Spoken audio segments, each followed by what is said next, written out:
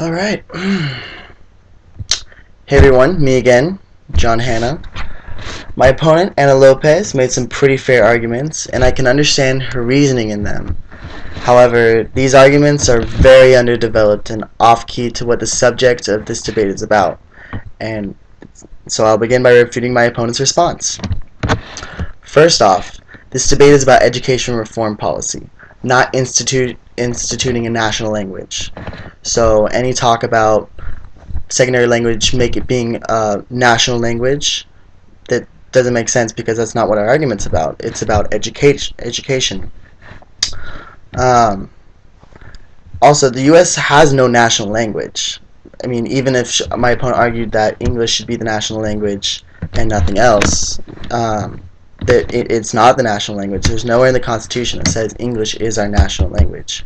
In fact, I remember a story my German teacher once told me that during the Philadelphia Convention, German was only one vote away from being the national language of the United States, and that's very drastic difference. But I mean, highly susceptible. But we're not sure if that story is true or not, so I'm just gonna let it go. But it just shows that there is no national language, and so therefore we can't just say that English should only be taught.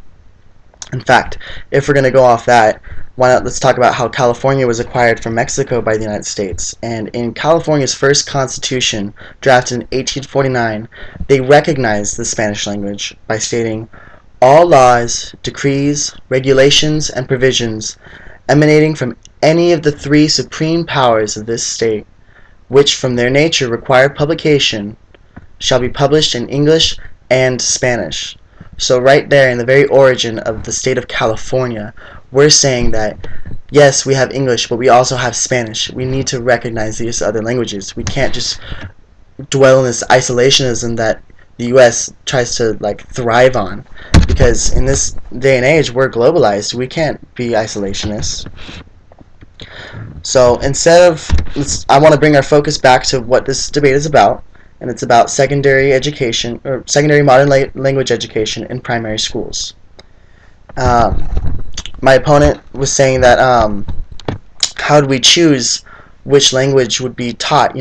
What language would be required, and that is up in the air for debate. I'm willing to recognize that, but my response is that any particular language need not be absolutely required.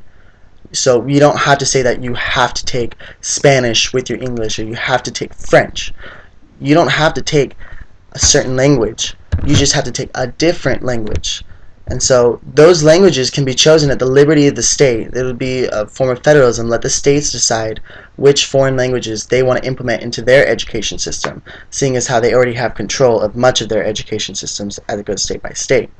So states like California, for example, might want to implement more Spanish-based foreign language education, but also some others, because there's plenty of Korean, Vietnamese, and French and German-speaking people in the state too, and those should be offered as well. Also, languages should be taught among the major categories, though. We can't just offer all the languages, because that could be very expensive. So languages would be limited to all the major categories in this modern world, like Spanish, French, Chinese, Arabic, German, but it shouldn't be limited to those. We can include Japanese or Congo.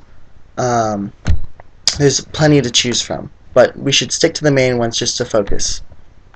And that again would be chosen by the state.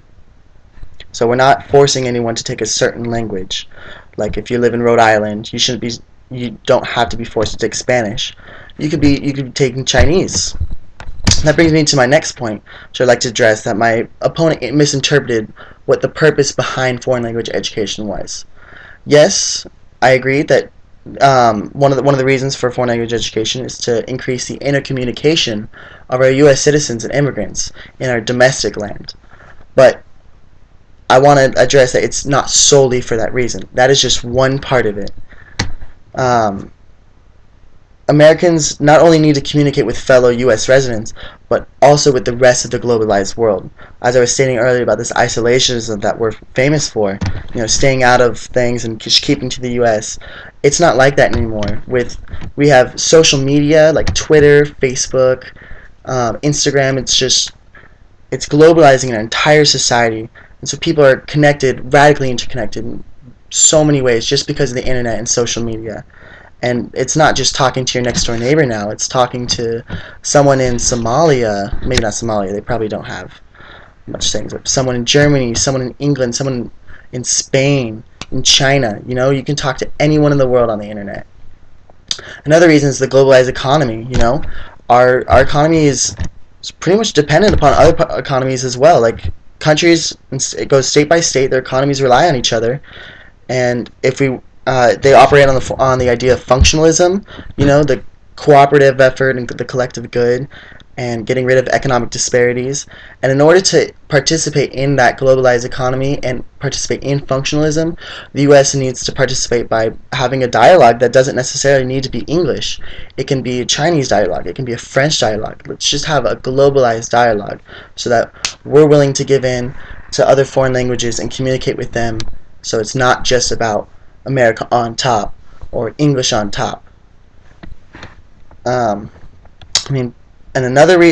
perhaps one of the greatest benefits and purposes behind foreign language education is the astounding influence it has on other areas of learning. That is by far the biggest point about foreign language education. It's not just about the communication with immigrants in our own country. It's not just about communication with foreigners outside of our country. It's about educating our children. That's what our public education system is all about. It's about increasing their knowledge and making them better people in this world, so that we can better our country and better our human civilization. And so part of that is the statistics that show that foreign language education tends to have higher performances with kids in other subject areas like math, English, tolerance, and worldview. I mean, you have kids with foreign language education backgrounds that are just slamming their English tests all around the board. They're verbal categories, they're written, because when you take yourself out of context of your language and put it in the context of another foreign language, you start to critically think. You start to compare and contrast. And that compare and contrast between the two languages allows you to better have a sound, well-developed knowledge of your own language, which would in the U.S. would probably be English, because most people tend to speak it as their first language here. So by learning another language, you're in fact learning English better. That works for math too, because foreign language, learning something new, requires a lot of logic. And this logical thinking is directly incorporated in math, and you're translating numbers and figures into other numbers and figures. That's the same thing, just with words. And along with that, tolerance and worldview. I mean, U.S. has been victim. They've been victim to being intolerant of people and intolerant of other races. I mean, from time and time again, we got the mistreatment of African Americans. We have slavery. We have Jim Crow laws. We also have the mistreatment of Irish immigrants, German immigrants in the early 1900s, when there was a big boom of immigrants looking for work, looking for opportunity, looking for freedom. And by teaching language, we teach culture.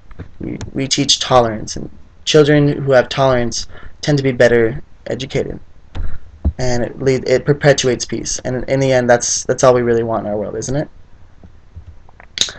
So, in closing, we should continue with education reform, because my opponent fails to address the key benefits of a foreign language education and in primary schools. The end. I don't know.